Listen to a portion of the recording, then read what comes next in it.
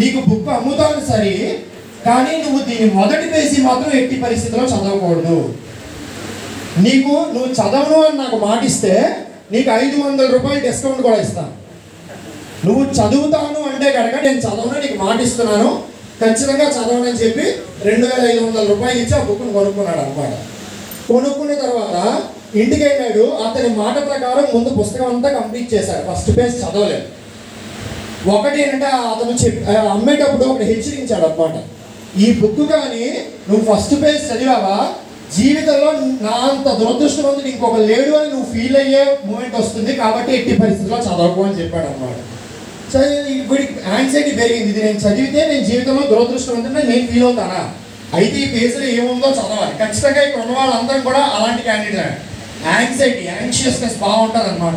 కాబట్టి ఎలాగైనా సరే ఫస్ట్ పేజ్ చదువుదాం అని నిర్ణయించుకొని పుస్తకం కంప్లీట్ చేసిన తర్వాత మనం కూడా జనరల్గా ఏదైనా పుస్తకం చదివేటప్పుడు ఫస్ట్ పేజ్ చూడం, తిప్పేస్తాం డైరెక్ట్గా కంటెంట్లోకి. ముఖ పరిచయం కూడా చదవం, బహుశా కవి పరిచయం కూడా చదవం, డైరెక్ట్గా కంటెంట్లోకి వెళ్ళిపోతాం, ఇంక్లూడింగ్ తప్పవడంతో సహా.